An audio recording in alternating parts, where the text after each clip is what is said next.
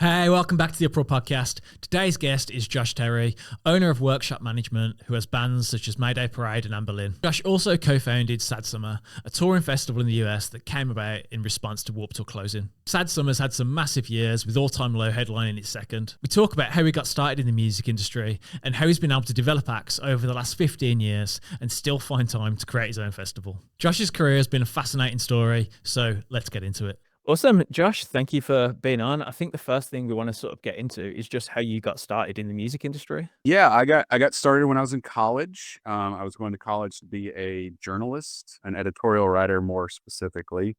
And I realized a week into college that I hated that and I did not want to do that for the rest of my life. And so a friend of mine recommended I just kind of get involved in something on campus. And at the time, Napster was really big. That's how old I am. And so I just stumbled into what I found out to be was the concert board at my college. And I met with a guy and he said, these are the events we have. And I said, I have no clue who any of these bands are. And this looks terrible. And he was like, well, if you think you could do a lot better job at it, why don't you just join the organization and make some change instead of bitching? And so I did. And, I had no clue that concerts and music would be in my future. I was just trying to find a path. And the first show we did, the girl that was in charge of the event, had it at a big, like 800 cap ballroom, and 7 people showed up to the show. And of the about 4 of those were friends of hers. And so she had a nervous breakdown because it didn't succeed. And so she just left and like, okay, you're in charge. And so that led to me being in charge of our concert board campus for 3 years. Just had I had a knack for the behind the scenes of it. I enjoyed it. It interests me more so than anything I've done before. I like the crazy casts and characters that would show up, and loved watching artists would be very meek and quiet before the show and then get on stage, have this mature personality. And it just became kind of fascinating to me. And so I learned a lot of how I learned what a manager was. I learned what a booking agent was. I learned what a lawyer did. And I had a bunch of internships. I probably interned at 14 different companies when I was in college. I learned that management was what I wanted to do, but none of the places that I had internships at had jobs available. So my junior year of college, I launched my own business and I started managing and booking regional bands from the area. I got very lucky that within probably 6 or 7 months, 2 of my bands ended up signing major record contracts.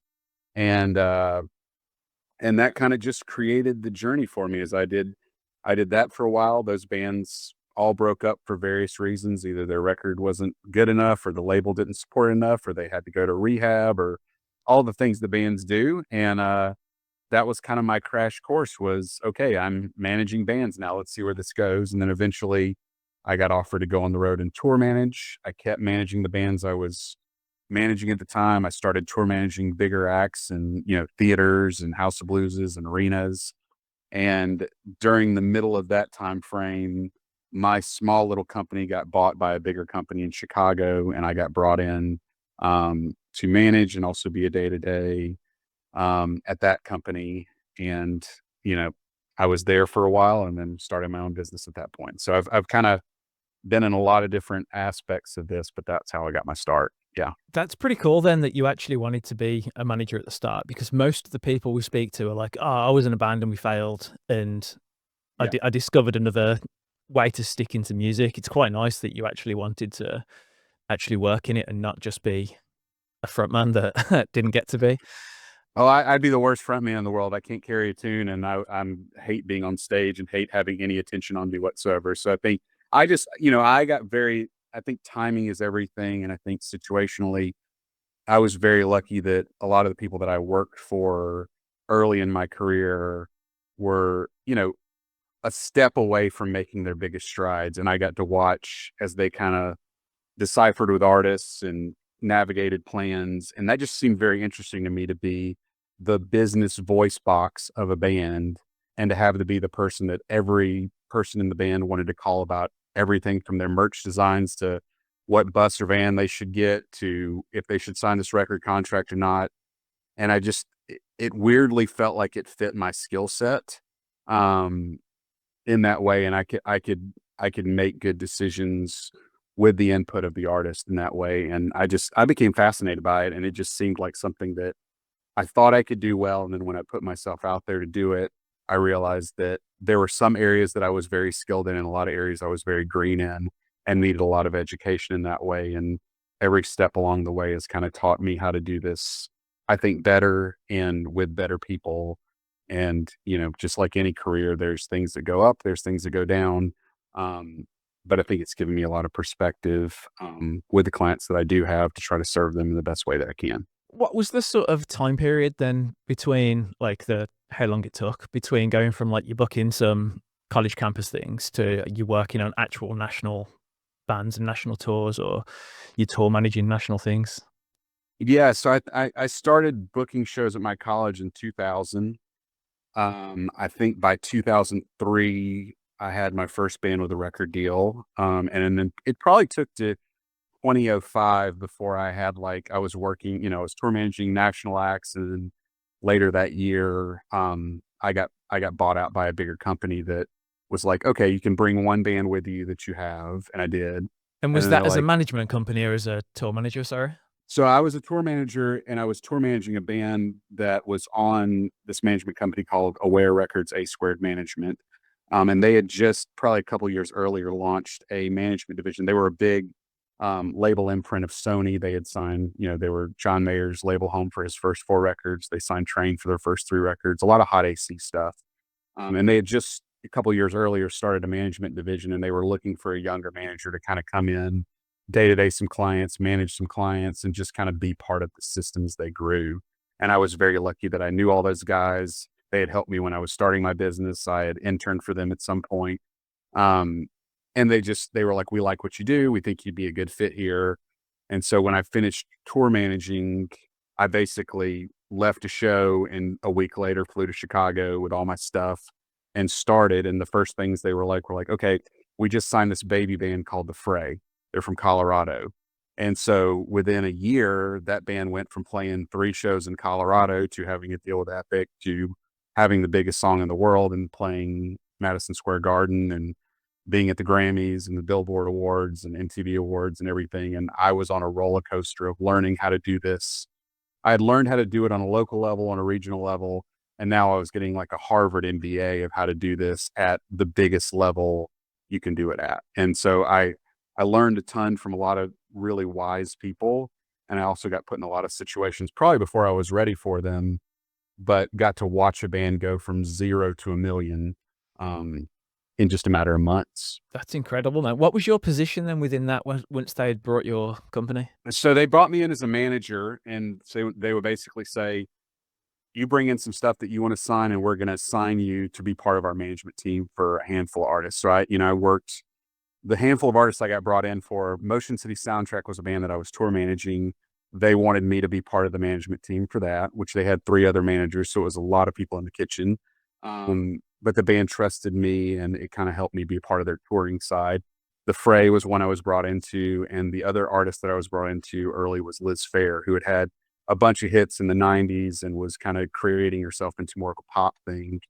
And they wanted me to work on that client as well. So I did that, and then over time, I started bringing in stuff that was more my flavor and kind of building my own roster. And that's where I went from just being another manager on the team to eventually a couple of years in being the VP of the whole company at that point. Was the pop punk side of things always your sort of thing that you wanted to be in? No, not at all. So I was very much into singer-songwriter music, hot AC kind of music. That's what I was really into in college. The kind of pop punk emo stuff was kind of a peripheral thing. When I was in high school, like a lot of kids, when I was in high school, Jimmy Eat World and Yellow Card and all those bands were on the big screens at Hollister and on MTV and all that stuff. So I was familiar with it enough, but it really wasn't until I started working with Motion City Soundtrack that I understood like the community and the culture of this. And I quickly learned that like there's a lane for me here. Like I'm not a kid in a band. I'm not someone that like grew up infatuated and loving this. And because of that, I was able to give a different perspective to, I think sometimes to think a little bit bigger than what that scene at that time was doing. So I was definitely an outsider when I came into it, but I got very lucky that Motion City was having a lot of success. They had just got uplifted to Columbia at that point. I got to learn a lot of the players, and then it wasn't too long after working with them that, I signed a band. I signed a band that was on Epitaph called Sing It Loud that one of the guys in Motion City produced. I got to work with Epitaph alongside that project, and then almost immediately I signed a band called This Providence. It was from Seattle that signed to Fuel by Ramen. Had a good bit of success with them, and then through that, they became a segue band to where I met a band called A Rocket to the Moon, who ended up having a platinum single and was a much bigger band. And that led me to Mayday Parade, and it's led me to a lot of other stuff from there. But it's all do good work for this band, and whether they break or not, you get brought up in conversations, and then you just see if your skill set translates and has things that helps other people's problems. And so the emo thing was a very random pivot for me, but it was something that I understood the world a lot better than I think I thought. And I was very lucky that I signed a lot of bands that ended up having really long careers and doing really meaningful stuff, and continue to this day. I mean, you obviously just got in at the absolute perfect time for that sort of part of the genre. 100%. What were the things that you were sort of learning then on that tour with Motion City Soundtrack? Was that the first major national tour as the band was blowing up? Yes. So I had interviewed I was out with an artist named Howie Day, who was a singer-songwriter, and he got a hit song on the radio and was doing theaters and amphitheaters with like Dave Matthews and Gavin DeGraw and all this stuff. And I interviewed for the Motion City gig because I knew the managers, and they told me, they're like, "You're not qualified for this. You've only done one tour. You shouldn't do this." Well, they just got offered the Nintendo Fusion Tour, which was like Fall Out Boy, Gym Class Heroes, Starting Line, Panic at the Disco, Boys Like Girls were on a handful of dates. It was they were playing like hockey arenas and stuff. It was a huge tour. Well, they decided not to bring a tour manager, instead bring their friend who had been their guitar tech forever, who's Guns N' Roses guitar tech. He works for Blink 182, but he's not a tour manager. They brought him in and had him doing 13 different jobs. And you'll find that this is kind of a correlation with me. I usually end up getting jobs when somebody else has a nervous breakdown or things just go terrible. They called me a week into the tour. I was actually with another band at the time, finishing up a symphony run. And they called me and said, "We made a mistake. Brian, who's tour managing right now, is going to quit the tour if we don't bring somebody in to come out. So can you fly to Syracuse, New York tomorrow?" And I was like, "Well, yeah, I'm on the last date of a tour, but I was supposed to be home and I was going to go see my girlfriend and hang out. But sure, I'll fly to Syracuse tomorrow." And they're like, "Don't worry about it. You're going to probably only be out for a week because the band's going to fire you, because they fire every person we put in this position. They hate tour managers. They're certainly not going to like you." And I was like, "Okay." They're like, "But we just got to make sure this guitar tech doesn't leave the tour. So we just need to like simmer it down." Well, they hired me, and I ended up being their tour manager for the entire Commit This to Memory record cycle, which lasted about a year and a half. And I got to tour the world, and it was really cool. But I think what I learned was pop punk and emo bands are a lot less stressful than radio acts. I went from a tour with this young kid who was 20 years old at the time. He had a hit on the radio, but he was doing drugs every day, and he was around bad people. And, there was a lot of vices and a lot of issues that he was working through as a young person without a lot of support. When I went on tour with Motion City Soundtrack, the craziest thing that happened was the lead singer had sugar addictions. So in the middle of the night, we'd be parked at a gas station, and he'd run out and buy 10 gallons of ice cream and eat it and pass out in the back lounge from a sugar coma. And he'd play video games all day. I was like, I can handle these guys. This is not a problem at all. But I think being on that Nintendo Fusion Tour when Fall Out Boy, that was like really like right as Fall Out Boy was blowing up. And there was so much demand for this band that I just realized there's a lot of young people out here that are my age that are doing really big business. And it's not that challenging to scale from clubs to amphitheaters to theaters to arenas. Like it's really not. But I got to do it in a situation where that band needed some structure on the road. They had great techs, they had great management, but they had only been used to doing it in kind of like the more club level, DIY level. And when they were on tour with Fall Out Boy, there was just some growing pains that they had not done before. But I just came off a tour that was significantly bigger than this. And so I kind of knew how it worked at that level. And so I just took my approach to that and probably overserved and did stuff that they weren't used to having handled for them. And I think at that point I became very valuable to them as a crew member. And also like all the problems they were having with multiple people doing too many jobs. I just took that off everybody's plate and let everybody focus on what they were really good at. And that tour, the band started having a hit and the record started exploding and ended up becoming a gold record. Um, and by the end of that cycle, they had won like an MTV2 award and were a much bigger band to where when I left that band, the last time I toured with them, they were touring the biggest rooms they had ever done. And I was able to say, okay, now it's time for me to leave this position, move into management position. You guys are in a much better place. I'm in a much better place. But I just found it fascinating that like kids were this hardcore about this music, that it was selling this kind of merchandise. It felt very underground from what I had been used to, but it felt like the potential was so high. And I wanted to be a part of the early stages of that really developing to a next level thing. What were the sort of capacities? You mentioned that it was like ice hockey arenas. What sort of capacity is that tour? I mean, the ice hockey arenas were like 4,000 to 7,000 capacity venues.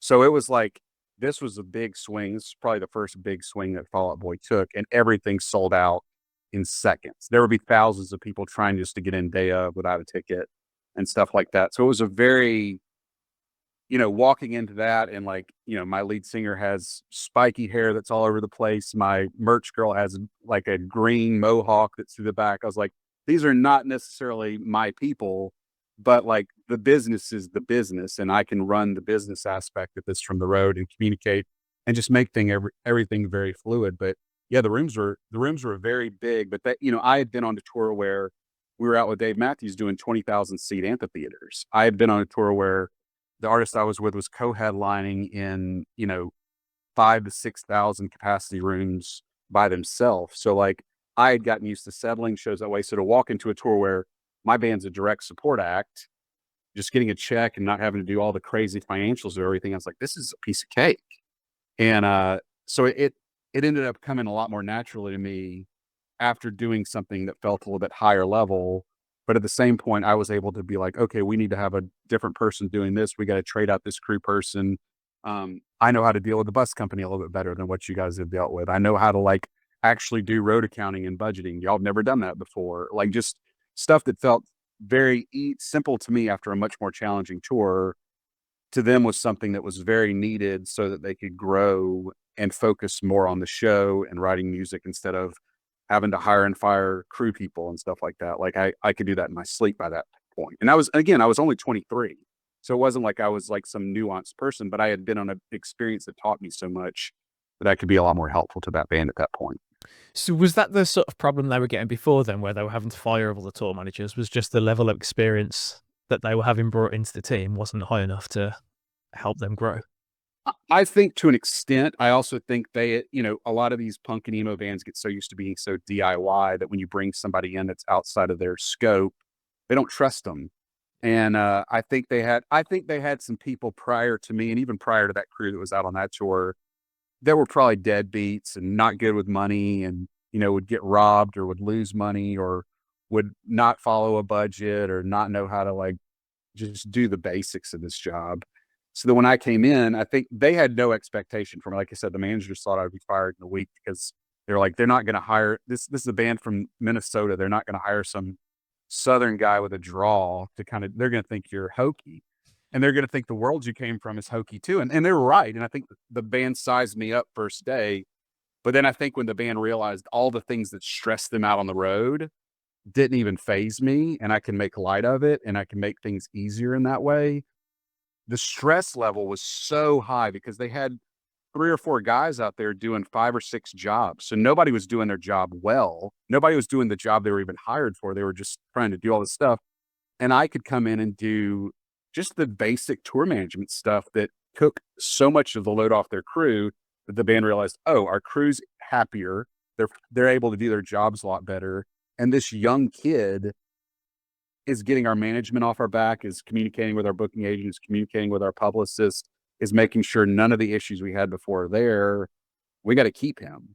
And I was just easy to work with. And I think because I did not come from that world or get starstruck by Fall Out Boy or these bands that were bigger or seemingly prominent in that world, I became a better advocate for what they were doing in that way. Hey guys, if you're enjoying this episode, please give us a rating and review on Spotify or Apple. It really helps us with booking guests, and the more we get, the more we can book and the more episodes we'll be able to do. So let's get back to it. Do you think that really highlighted to them then for their career, they needed people around them that were that cut above and were better at it? Like the team Yes. is everything in a business, and I guess it's the same for a band. Like without a team, you're nothing. Yeah, I think it showed them that, like, hey, we're growing as a band in a touring level. We need to invest in people that run this area of our business. I think a lot of bands do that. They shortchange, or they try to find the cheapest guy, or they bring out a buddy from home that can kind of do the job. And that works to an extent, but then you start playing in bigger rooms and with more professional settings. And if you don't have someone that knows how to scale up, you're going to lose money. Somebody's going to make a mistake that's going to cost you tens of thousands of dollars, and it's not going to feel as fun, or somebody's not going to know when to reorder merch, or know how to navigate egos of singers and drummers and bassists, and not know how to get people from point A to point B, that they just start realizing, okay, this is just the cost of doing business, and we'd rather have these people that make us less stressed out, more confident in what we're doing, than save a buck here or there. And so it just naturally worked. And I think also, like, I knew that being a tour manager was not something I wanted to do into my 40s and 50s. I knew this was a segue gig for me. It was more attractive to take this job and work with a management team that I knew very well, and was a place that was kind of a dream job for me to go to, that I was like, I'm going to put my time in, bust my butt to do this. And hopefully there will be a segue for me to get off the road after this and move into more of a managerial role, and it worked out. It wasn't really ultimately like a grand plan. It was just a hope that if I worked as hard as I could, people would take notice, and they did. Did it feel like a big decision to leave that behind then? Because you're obviously doing pretty high level tours. Like, were you looking at it thinking, financially, there's more in the touring than going into management, or was it just straight At the, away t- like, at the time, it was way more cost effective for me to stay on the road. Like, I mean, when I left Motion City, I had got an offer to go out with Gavin DeGraw as his tour manager. I got an offer to go out with Panic at the Disco right as they were blowing up as their tour manager. And I could have done that for probably 5 to 10 more years. But when the management gig opened up, I didn't even ask about money. I knew that I wanted to work at this company. I knew that the company was growing to a place that if I get in there early and did what I had done on the road, there would be opportunities that would come to me that would not happen if I just ran my own management firm. And at the same point, it gave me a chance to learn from people that I admired and respected to do this with. So I didn't even ask about the base salary, which is one of my big regrets early on, because it definitely put me in a bit of financial strain first couple of years moving to Chicago. But I looked at the upside, and the upside was, I'm going to make a really crappy salary. I'm going to probably have to go into credit card debt at the beginning of this. But if I sign 1 or 2 bands that does well, I'm going to make more money on the back end than I would on any kind of initial structure of this. And I think almost my naivety, or just like my excitement about doing this, I came into a company that had a lot of day-to-days, some younger managers that had just been kind of groomed. Like, they went to college and they interned at this place, and then they got cherry picked to like work on all these bands, and they didn't do a good job. And I walked in and I was like, okay, I'm not playing by those rules. I'm going straight to my boss if I have a question. And nobody was doing that. And because of that, the other managers, I think, respected me. And also because of the stuff that I brought in, and the way I was able to, at that point, I was 24, be able to talk to clients that have done this for 20 years. I learned that from the road. I learned that from running my own business. I learned how to bank on myself and build trust with people. When you're 24 and haven't done that, and you've just been somebody's assistant and answering their phones, you don't know how to put your neck out there. And so I walked into a situation where I was seasoned, and luckily for me, timing was really good. That the company was really trying to sign some bigger stuff, and everything they were having was working really well and having hits and growing, that it made me, as I started like pitching clients, I'm like, I want you to let me be your manager. I was in a company that was in a lot of desire to be at, and it made my pitch that much more interesting to clients, I think. because Aware was obviously a big record label. Was Yeah. the management side of it as successful at that point, or was that the fresh bit that was growing? That was the fresh bit that was growing. They wanted to start a management company because they couldn't just sign everybody to the Columbia deal. The Columbia deal was very specific. It needed to be AAA based artists or hot AC artists that fit within the mold of the John Mayer train Fight for Fighting thing. When they did the management stuff, they were like, okay, there's some things like Matt Carney was one that I was a manager on, and he was also on the label. So there needed to be some kind of differentiating so there wasn't a conflict of interest. So the manager needed to be different than the A&R guy at the label so that we weren't double dipping.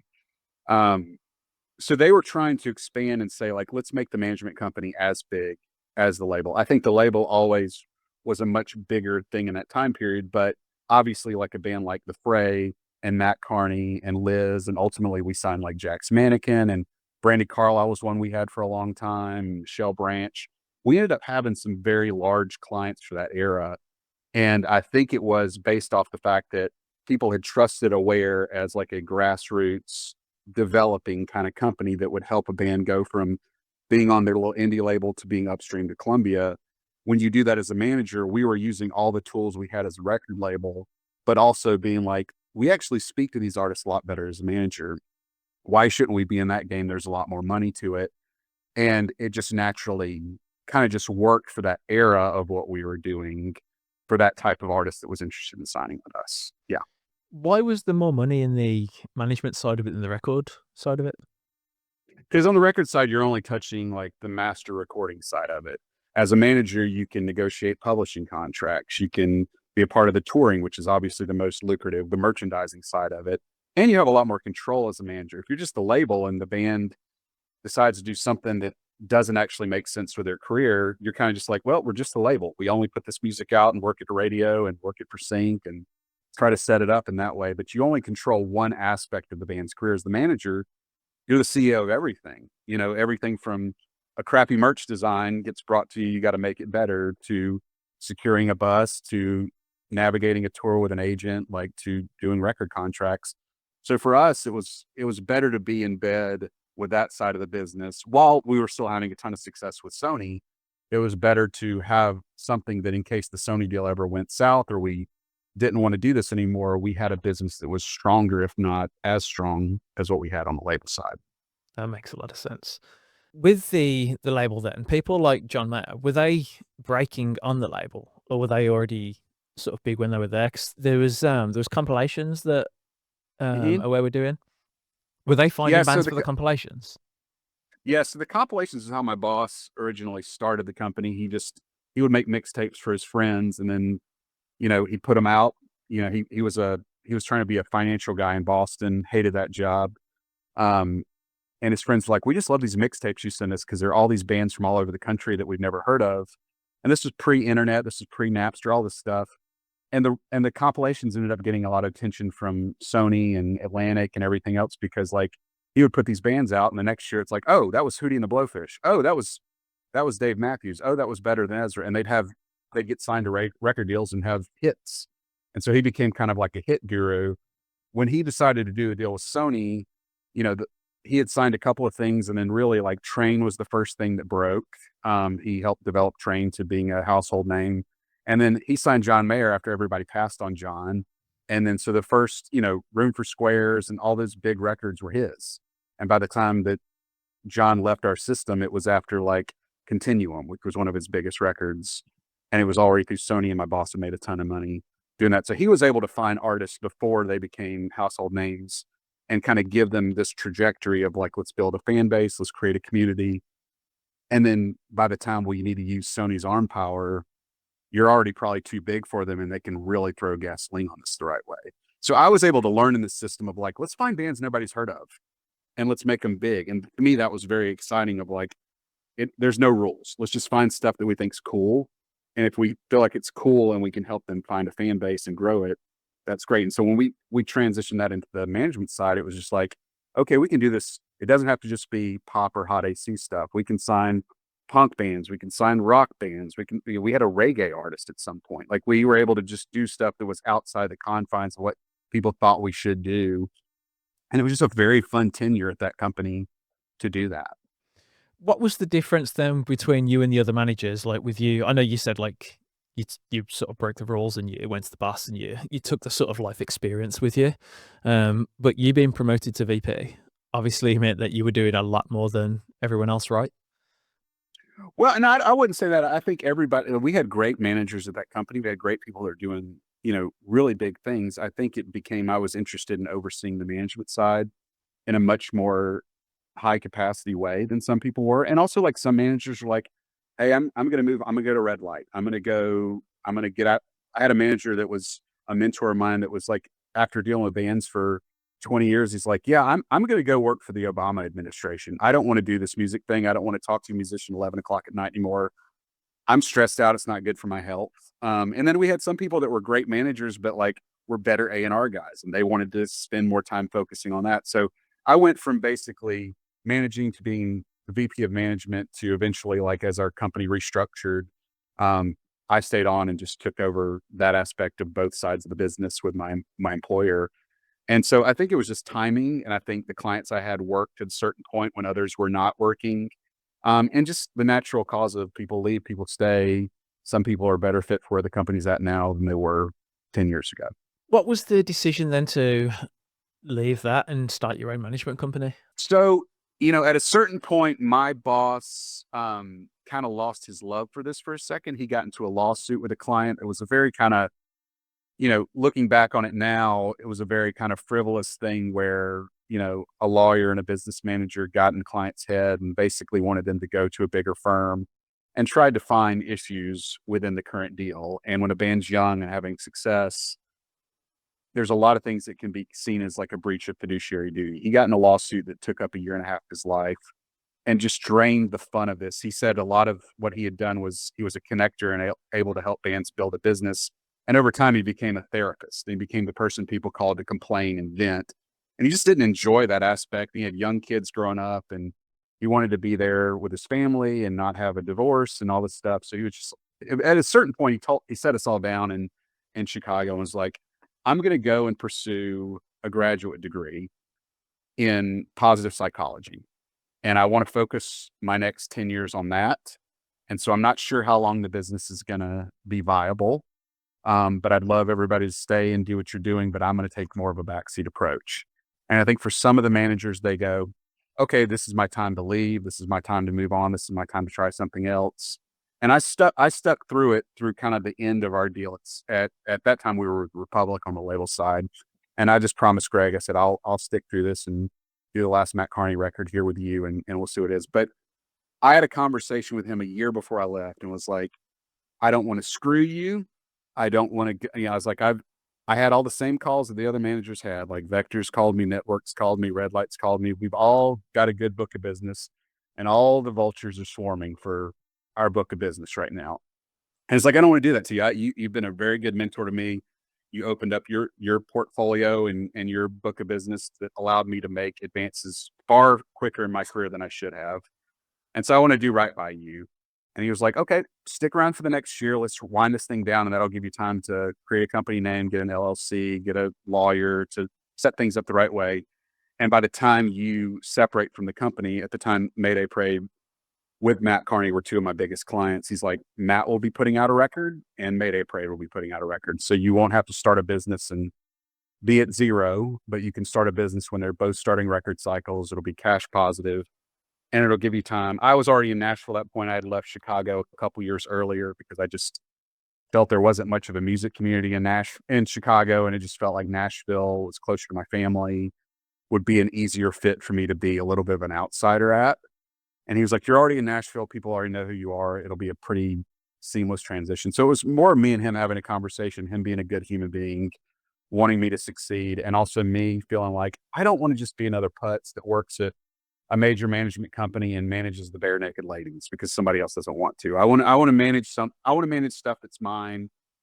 And if I go and I fall on my face, I can always get a job at one of these companies because I can always develop bands and I can always sign stuff. But if I don't do this right now, I'm going to regret not trying to create my own imprint of this. And so a little bit of it was, his trust in me, not having to go into weird situations where I had to fight for clients or there was going to be some kind of sunset clause he wanted.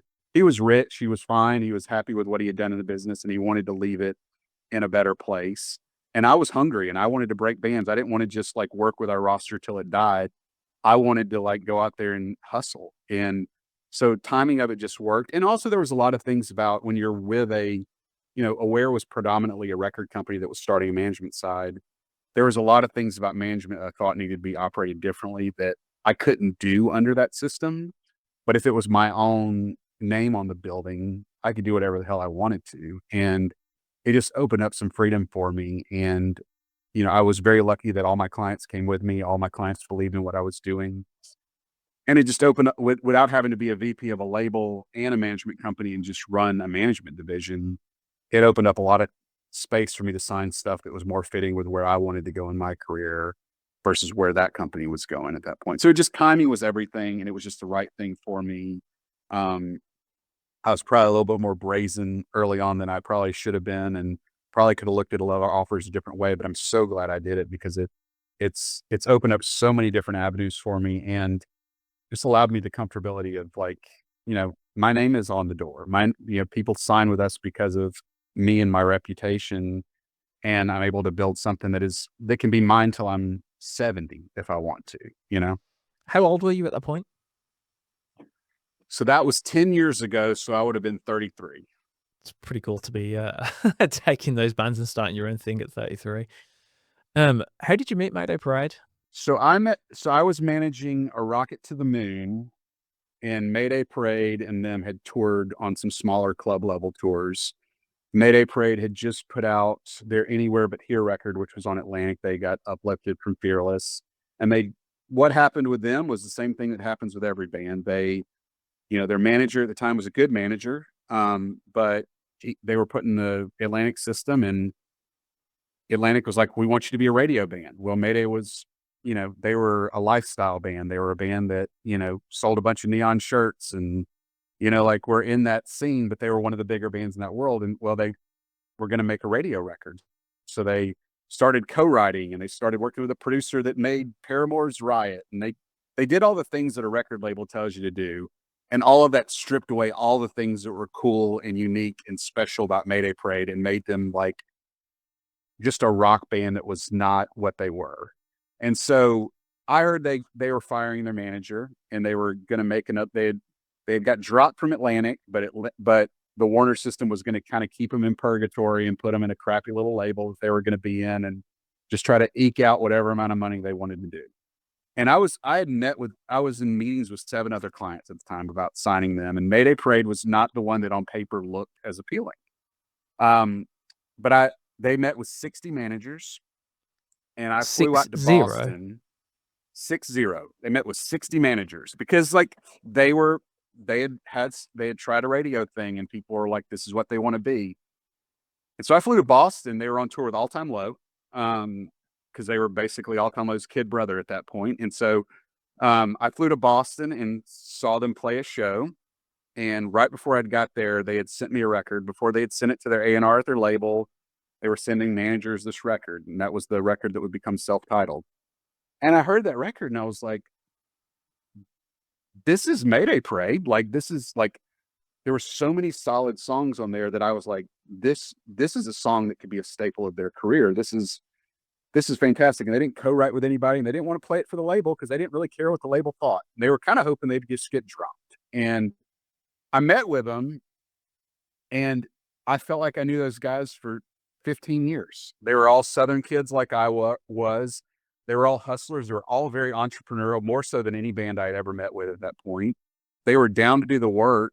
They just weren't down to do the BS. They're like, we don't want to go do these stupid radio things, and we don't want to have to make sure that our record label has their fingerprints on everything we're doing.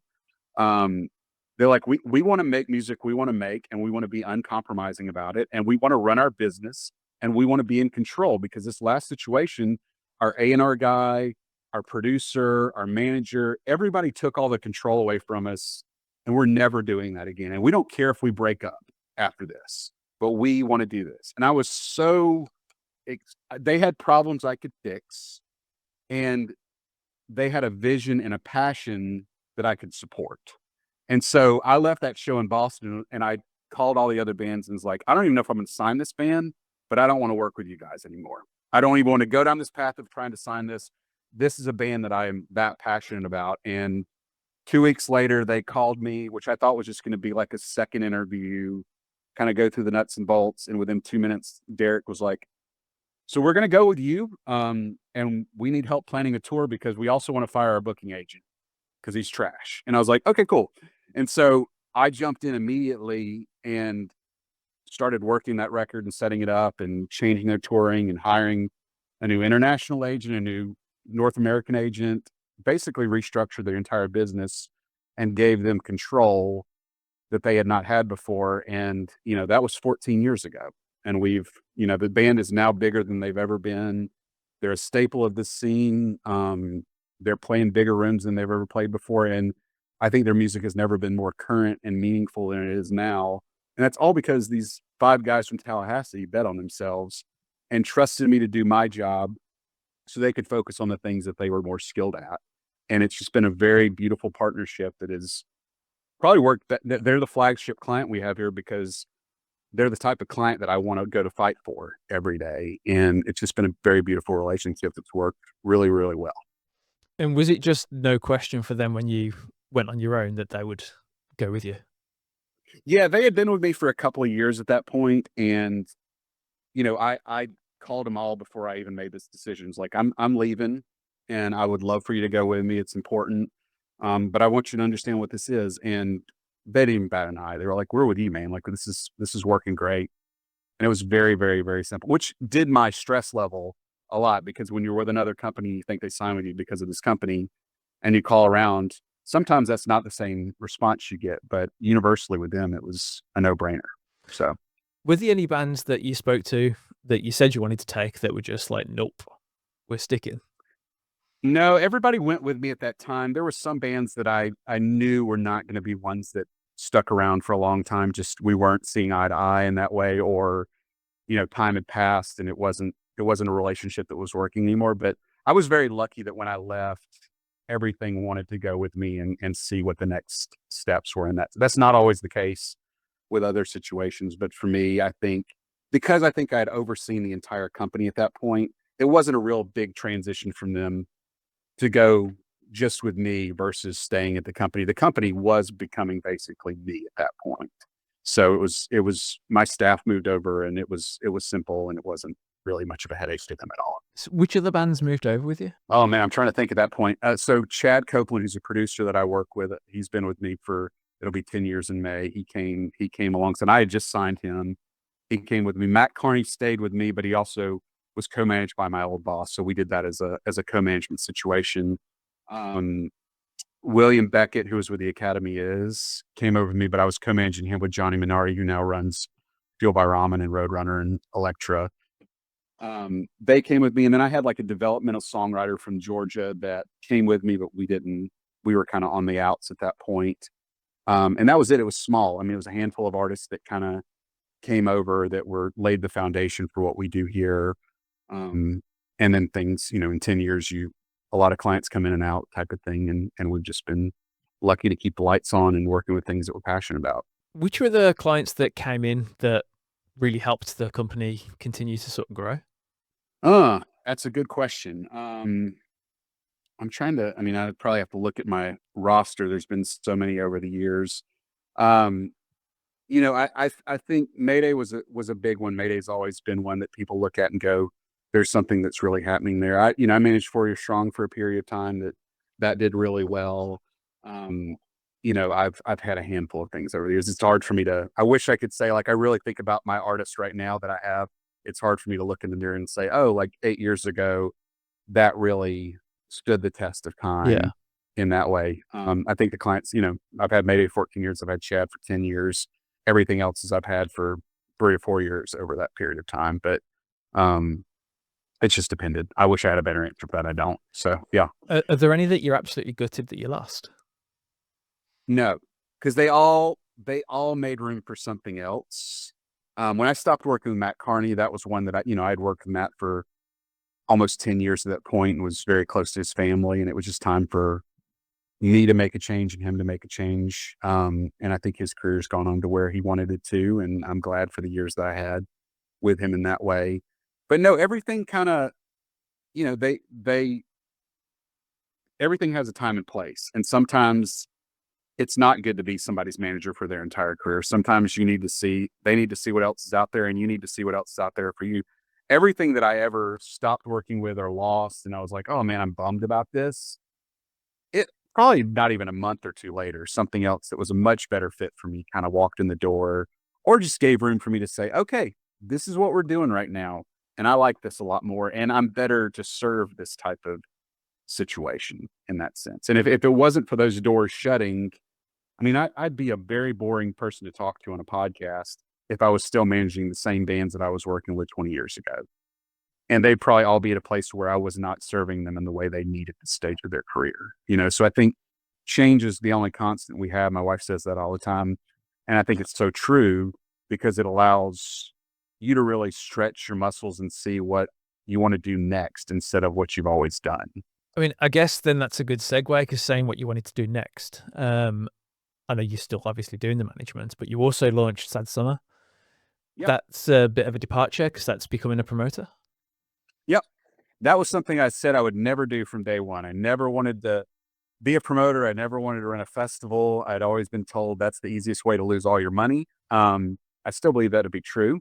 But when it kind of came up, it was interesting. Like Warped Tour was ending, and for this genre of music, and I think it's still to this day, there's only a handful of bands that can headline big rooms. And Warped Tour was a nice like conduit to a big outdoor look for the summer for bands that were playing clubs. So they grow and they'd feel bigger and they'd be on a bigger platform, and there'd be a lot of marketing assets to go into it.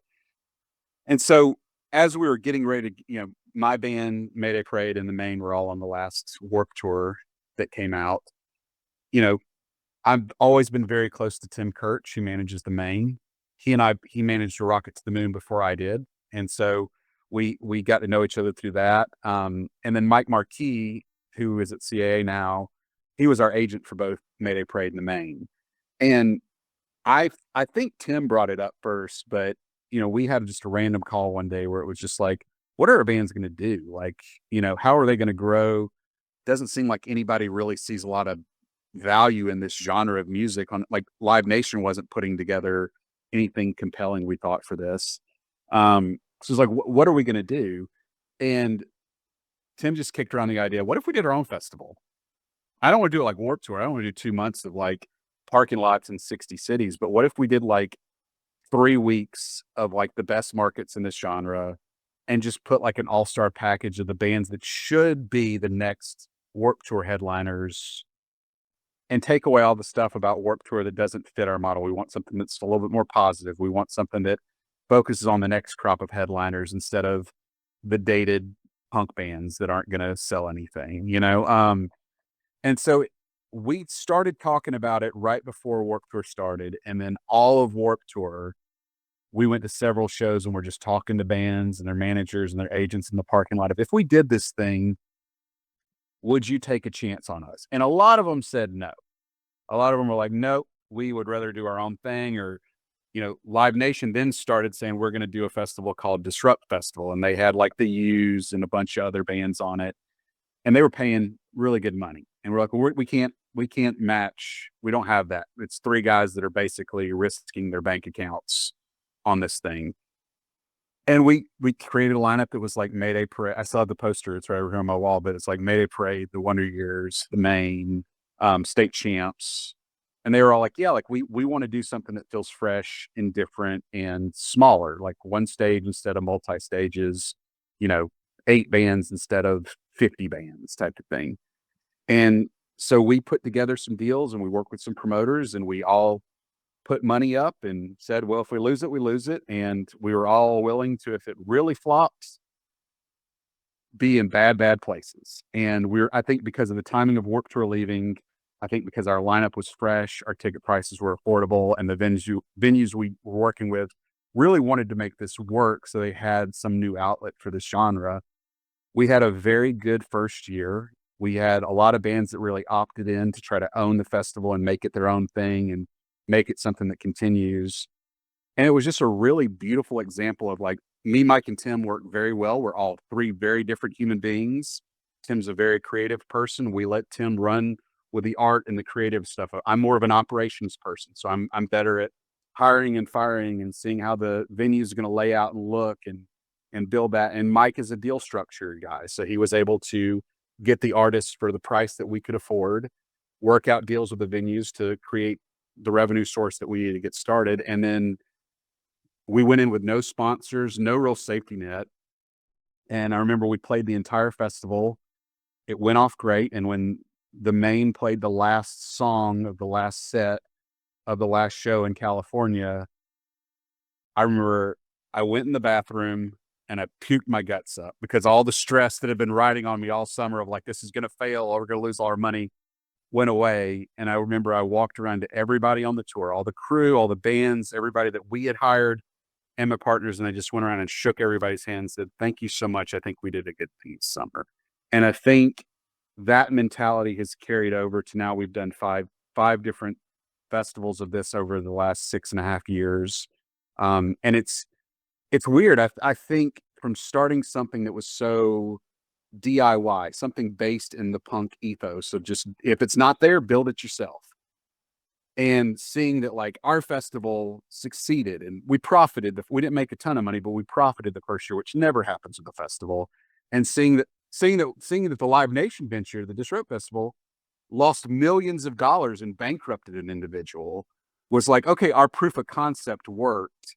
And now we can take some bigger swings and try. And that's when like Journeys and Converse and other people became really good partners in this. But it was all because of an idea that Tim, Mike, and myself had. And mostly because the bands that were to be the next big headliners in this genre took a chance on something they probably had no business taking a chance on, because me, Mike, and Tim all had good reputations of not being bad dudes that screwed people over. And we were lucky that we were able to continue that with a festival when none of us had ever produced a festival before. And now it's a part of our everyday life. We talk every day about the festival and what's next and what we want to try. And that's a really fun part of your brain to not just, as a manager, you have a certain job, and I can do that with my eyes closed. As a festival producer, we're learning every day and we're trying different stuff and we're learning from different people. And it's just a fun, different aspect of my life now. What was the difference then that made you profitable straight away in how you set it up? Because as you say, a lot of the festivals lose money. Warped apparently lost money every year other than once. So what was it that you did different that made it work? Hey, sorry, just jumping in to interrupt myself. I should have said that Warped had never made money from ticket sales, not that they'd never made money. Let's get back to it. The reason that ours was profitable is we kept our costs low. We paid talents what they were worth. We didn't pay a triple multiple of what they were worth just to get them to play our thing. We had compelling merch. So the merch helped float a lot of the costs that first year. I also think, we hired good crew. We hired Lisa Brownlee to be the tour manager, who'd been Warped Tour's tour manager forever. And I think that brought in a certain level of like, oh, this is legit. Like Lisa wouldn't be here if it's not legit. And I think we were just very thoughtful about how we marketed it, where we put our money. We didn't just overspend on stuff because that's what you do. We try to take a different approach. And, because it was our own money and not from an investor or from one of these big promoters, we didn't have the option to lose money. Like if we were losing money, it came out of our bank account or our mortgages on our house. And so I think we were just a little bit more nimble. And I think also a festival being produced by two managers and a booking agent sometimes is better than a festival being produced by a promoter that's done the same thing. Like we were naive and we took risks that I think normal promoters would be like, I'm not doing that crap. That's too risky, or that's not going to really work. We didn't have those same rules. And so I think, again, a lot of it is timing. A lot of it is luck. A lot of it is just the place and the people that supported us. But I think we stuck to what we were going to do, and we came out without a loss, which again was shocking to me. But I was glad that we didn't get into a position where the tour wasn't selling and we had to dump a bunch of money into it, just to save face. We didn't have to do that. We just went with our original concept. We were smart about how we structured our deals, and people liked it. What was the growth with year two then? Because I think year two was all-time low. Yeah. So it's funny, like we had a great first year, one where like the energy was good. All the agents were calling us. What was the We sort of venue confirmed size on the first one? the venue caps were, I think we did 3,000 to 5,000 caps. It was small. It's much smaller than what we had done in future years. But most of them did really, 70 to 80% business. We did really good numbers, and people sold booze and people sold tickets, and all the bands sold merch, and it was good. When we went for All Time Low, we wanted to take a bigger swing. And this was before All Time Low had a huge hit. And so we got All Time Low on the bill, and at that time, they were just one of the bigger bands from this world, and they needed a big summer look, so they took it. And then the pandemic happened. And so we were supposed to play year 2. The world shut down. And that could have been the kiss of death for us. You have a good first year, and then the world shuts down, and we could have just been like, okay, screw it. We can't do this. We're going to lose a bunch of money. It is what it is. And we were lucky that we just we've known All Time Low's camp for a long time. We're friends with all of them. And during the pandemic, they had a huge radio hit, and they agreed to do the tour when it came back, which was one of the first tours after the when people could go to shows that weren't socially distanced. And All Time Low had a hit, and we also had a really compelling package that year. Story So Far was on it. They were blowing up. The Main was more relevant than they had ever been before. And we had a lot of younger bands that were on the, Destroy Boys was on it. There was a lot of bands that were just bubbling. And we were one of the first tours that said, yeah, we'll do parking lot shows. We'll go out and do it. And it was one of Polestar's biggest tours that year. We did like almost 10,000 people in Anaheim. It was Demi Lovato showed up as a surprise guest, and it was really cool. But for us, it was like, it was again that partnership with bands. Like All Time Low understood the culture of what we were trying to do. They fit in beautifully, and it was a way for them to come out of the pandemic, be protected as part of a festival package, but also play the biggest shows they'd ever headlined in their career at that point, and show how relevant they were, but with also our marketing arm and our brand behind it. And it was just I'll never forget that year, because it was a year where everybody had to take COVID tests every day, and we had to wear masks around the venue. And there's a lot of like labor issues where we couldn't get staffing from the venue because people didn't want to go back to work at that point. And so many things could have gone wrong. And it was just another example of how the first year everybody really united to do something special. The second festival year that we did, really that mantra held true. And it was a beautiful place and time to where All Time Low, we could never afford All Time Low to do this again. But in that moment, the scene really kind of came together, and I think that was the year that we really put our stamp on, we are going to be the outdoor look for this, and we're going to do it well, and we're going to support these bands and help them grow. And it was a really fun time. I didn't throw up that year. I gave a lot of high fives that year. It was more what happened. Yeah. Was there any thought then to expand, like with the dates, and sort of go after that more warped sort of vibe, hitting 3 months and trying to do more? There was conversations. There was a lot of promoters that after year 2 wanted to have the festival because they were like, okay, we see what this is doing in these markets. For Tim, Mike, and I, we did not want to do that. Mike's a full-time agent, CAA. Tim and myself both run our own management companies. We have a ton of work on our plates already. We didn't want to sit on a bus for 2 months and play every market in the world. We wanted to do something that was special, that also didn't take away opportunities for these other bands. Like if you do a Warped Tour, that pretty much kills your whole year. You have to commit to doing that, and that's it, because there's too many radius issues. You do a 3-week tour, there's still a lot of places in North America to play, and we could get bands to opt in that were doing spring tours or fall tours, and it just fit nicely in their thing. We also didn't want to do like a multi-stage thing, and we didn't want to feel like Warped Tour liked.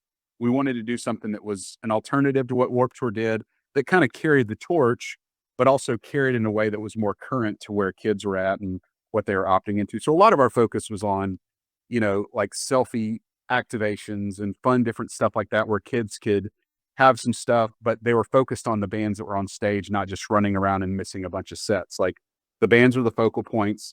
All the other stuff built a community and a thing that they just go sit out in the sunshine and watch their favorite bands play. Yeah. What's the sort of vibes then for this year? Because there's been a lot of talk online about whether it's happening or not, and people just asking questions. Do you have plans? We are taking the year off. I think that'll be announced, if it's not already announced, probably pretty soon. Um, you know, doing 5 of these in a row is a lot. And I think we all are just like, we want to make sure that the next thing we put out there is at the level of what Sad Summer is and what we want it to be. So we're taking like what we call a vacation year. We're just going to kind of breathe and readdress things and see what Sad Summer looks like in 2026 and beyond.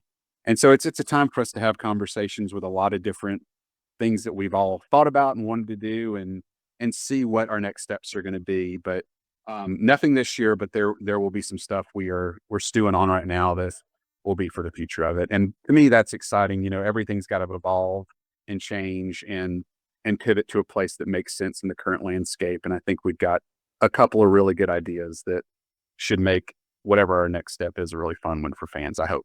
Does doing it every year affect the management because it's such a big job? Does it take the eye off the management, or does it take away the sort of room for you to personally get involved in other things? It adds time to my day. I think the management side's always my primary focus, and I, it scales how many clients I can sign every year, because the festival itself is like signing 4 big bands. Like it takes that much time. So it definitely has scaled back the number of things that I pursue. I've passed on a lot of management clients because I was like, this doesn't fit into what I'm doing, or this would be too time consuming given everything I have. But for me, I just find the time. I don't know where I find it half the time, but I say, okay, this is what I'm going to focus on today and this week, and I'll work later or get up earlier, or be more efficient with my time because of it. But it's definitely at scale every year and stuff like that. And years that the festival's heavy, I may not pursue stuff. And years that it's a little bit more manageable, I'll add some more stuff to my plate. But I think, such as with anything, I never want to be the person that delivers a subpar product, whether that's as a manager or a festival producer. I want to go above and beyond to where people are like, wow, we got more out of this than we thought. And so I have to just be smart about my time and my boundaries and my staff's expectations and my clients' expectations. And also, the fun part about working with bands is there's years that they're on the road a ton, and there's years where they're in the studio a ton. And what they need from me changes based off if they're just in the studio, or if they're taking a year off for just to take a break themselves, or if they're going to be on the road 200 days a year. So my schedule is always balanced by what my clients are doing, and I add new things or new ideas in based around what the year looks like in that way. Have you ever thought about doing your own record label? I have, and I maybe it's like the festival thing where I was like, I have no interest in it whatsoever till the right thing comes along. I think if I did it, I'd be more interested in doing it as more of like an incubator system where it flows into a major or a very strong indie label where there's support staff. I don't know that I love the record side, but I don't know that it's something I want to be arguing with bands over their artwork or setup or, that type of thing. I like the managerial role because there's a lot more control. There's a lot more autonomy I have. I feel like when you run a record label, you have to say yes to a lot of things that might not be ideal because there's a whole bunch of people and you're only operating one side of their business. And I think because I got the experience and aware of overseeing and running a record label that was in a better system, I just realized what my strengths are and aren't. Now, that's not to say in 2 months I don't get an opportunity to go do something like that, but for right now, it's not the thing that I think is where I want to go. It's something that I think a lot of people do really well, and I'd rather partner with them, with having clients through their systems and stuff like that than have it just be on my shoulders in that way. I mean, there's been a lot of things, as we've talked about, where it was sort of like right time, right place sort of setting. But as much as you can get lucky, like a lot of people don't capitalize on that and don't take advantage. Do you think there's more right time, right place, or do you think there's more actually just capitalizing things and making your own luck in your career? Yeah, my wife always says that Josh Terry talks about himself as if he's the luckiest person in the entire world, and he doesn't give a lot of honesty to the grit and the time that he put into it. I do think that luck has played a big part in my career, but I do think I opened a lot of doors for myself, and I think I was mentored and found the right mentors in different aspects of my life and my career that helped me move things along a little bit quicker. Like, I think I've learned from everybody that I worked with, whether it was, Greg Latterman, who was my boss at Aware and a huge mentor to like guys like Jason Rio, who oversees theaters and concert divisions and stuff like that, to guys in college that I worked for that were nothing much more than drug dealers. Like I learned something from everybody. And I had to open doors for myself. I was a small town kid from South Carolina where there's not much of a music business. I didn't have a music business degree. I think people that have music business degrees are morons half the time because they just wasted their money. I learned very much in small little offices or basements, and I just learned how to do this and how to create opportunity for yourself. And I was lucky that the clients that I met and I took a gamble on and took a gamble on me had something, but I also think I had some intuition that these are people that are going to be successful and I want to be able to accentuate what they do. And I think by serving them and watching their success happen, the success in my career happened just by being an advocate, a friend, a helper, someone that could guide something that was already bubbling and doing well and help them get to the next level in a way that fit what they wanted to do. So while, there's a lot of luck, and I'll probably always say that I was just very lucky and timing was very good, there are a lot of aspects that I made stuff happen. And because I wanted to do this, I was 18 when I learned I wanted to do this. And when you're 18 and you don't really have a path or nobody that your family with has done this, or there's not really an open door, I remember when I graduated college, the week before I graduated college, I was managing a band with a friend of mine, and this kid had all these labels that came out to see him. He was like, people thought he was the next version of Jeff Buckley. He was the singer-songwriter, and he was young, and he was attractive, and he had really cool songs. And he played this showcase for, I think it was 17 label A&Rs. He forgot the lyrics to his song that everybody came to see. And I watched one by one as all of them walked out the door. And, I at the time I was green, I was naive to it. And I was just like, oh, well, there'll be more stuff that comes up. It'll be fine. And a week before I graduated college, I was going to move to Charleston, South Carolina, where there was a scene where all these bands were getting signed from. And I remember he called me. He's like, "Hey, Josh, so I just want to let you know, like, I hate the music business. I'm done with this crap. I'm going to move back to Mississippi. I'm going to paint houses for the summer. I'm going to let you go. I'm going to let Vance go. Good luck with everything. I'm sorry." And I had to go graduate and see all my family and put on this facade that I'm still moving. I'm still pursuing this. And I didn't have a client at that point. And I remember I went and my family gave me money for graduating, and I blew it at the bar that night and just was kind of depressed that I was about to walk into an uncertain future. And I moved to Charleston, and I remember I had to get rid of the lease that I had because I had no money coming in. I remember on my drive to Charleston, I was going to probably stay with friends for a couple of weeks. And I called another manager, or a manager called me that lived in Charleston. He managed like Will Hogue and Duncan Sheik and a bunch of songwriters from that era. And he's like, "Hey, I heard you got screwed." And I was like, "Well, I don't know that I got screwed, but I'm definitely at a pinch right now." He's like, "Where you live?" And I was like, "I don't know."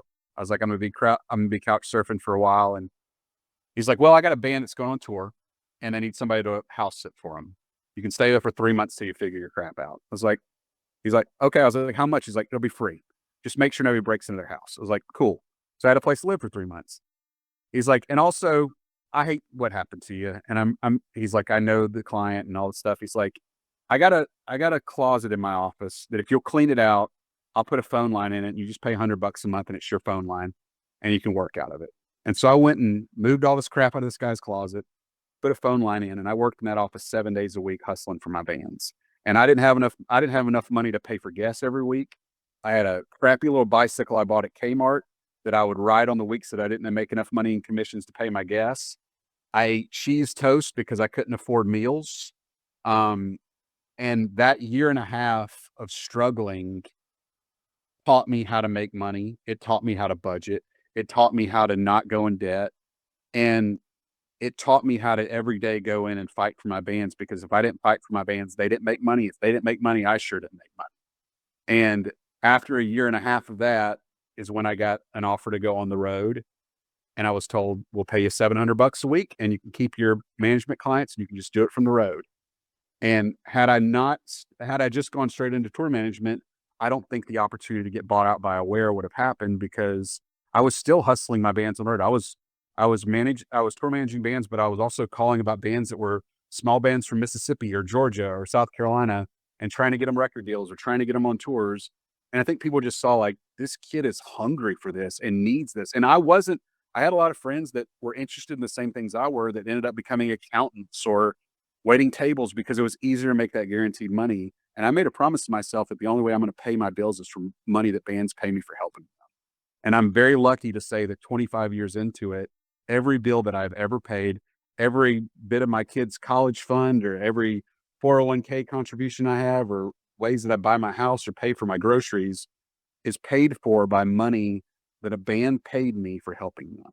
And I take that very seriously, but I think that comes down a little bit to my grit and also just being surrounded by people that are wanting to make a difference in their life and how they allow me to be a part of their journey in that way. On that then, with your management company, have you had anything where somebody's come in and they've just been the opposite and you've just looked at them and thought, I can't have you work here because you're going to bring us down? Staffing wise or artist wise? Staffing. Oh yeah.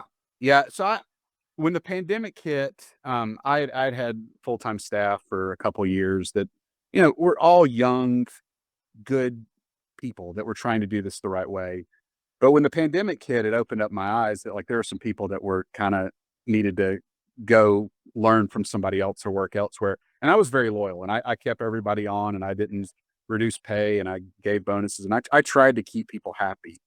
And what I learned was there was kind of a cancer within my organization. These people were not in it to be managers. They were in it to do whatever they needed to do to keep their job, but they were not in that same mantra of what I wanted. And it was a very hard thing for me to wrestle with. I lost hundreds of thousands of dollars that year on overhead and staffing and buildings and stuff like that.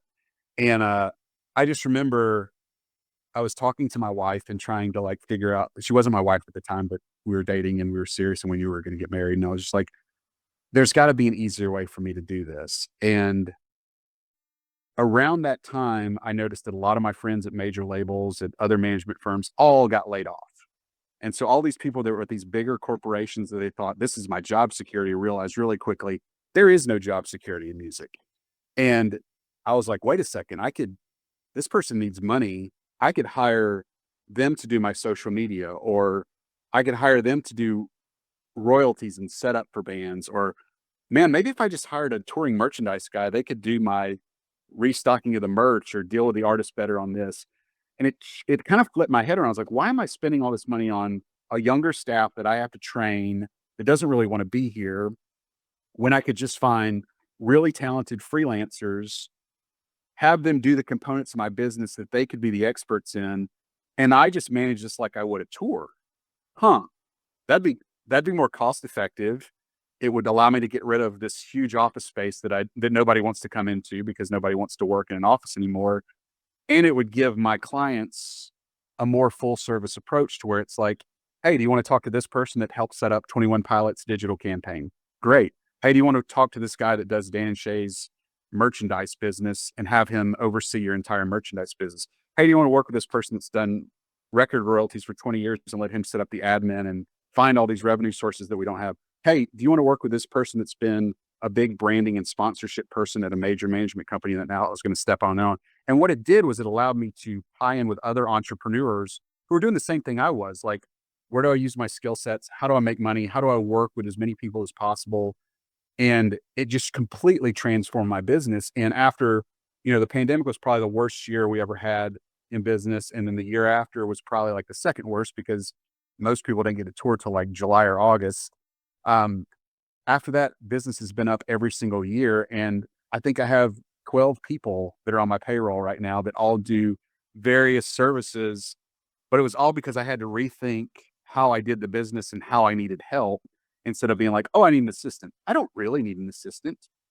I need somebody that can do this, this, and this. And that when my clients call, I can say, hey, you need to talk to this person. They'll be a better service for you in that way. And I think because of that, it opened up my time to be able to say, what I'm best at is signing bands and helping them navigate and create a plan.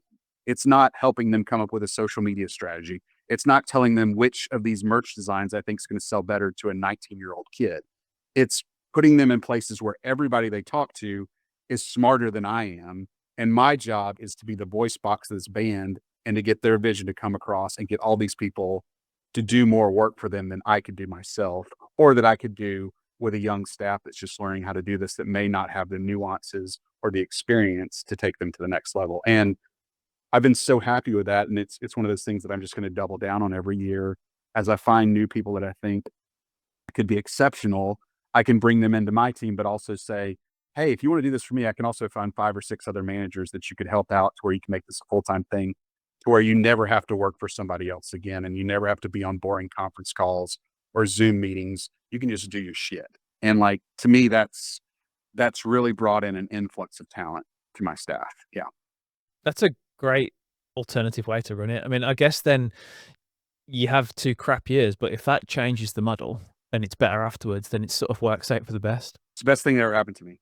At the time, it was the scariest thing that ever happened to me, because I was like, oh my God, is this going to happen? And I remember I had a call with a friend of mine who managed Fun and Guster, and I was just, he was talking to me about his business and I was venting to him about mine. And he was just like, stick it out. He's like, the lifers survive.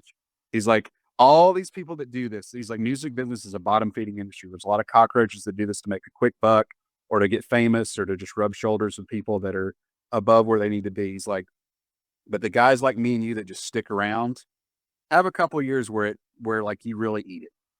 And then after that, you'll figure it out. And I didn't have the wherewithal to know that at the time, but it allowed me to change my thinking. And that's what I need to do the most. If I would not have changed my thinking, I think I would have went out of business. I'd have lost clients and I wouldn't be serving them the way they do now. Now I get to go into work every day, not frustrated, but excited about what we're building next, excited about what new opportunities, and also just like doing what I think I do best, which is finding talent. And not only on the artist side, but also on the staffing side, I'm able to look at what I lack and what I need. And I've done this long enough to where I can say, oh my gosh, if I used her, if I used him and they helped our bands, imagine the time that would open up for me. And is that a good ROI for the cost that I would spend on it? And so far, I haven't, maybe outside of 1 or 2 experiences that didn't work out, almost everything has been a positive in that way. Looking back over your career, if there was one moment where you could go back to and just stand there and relive it, what would it be?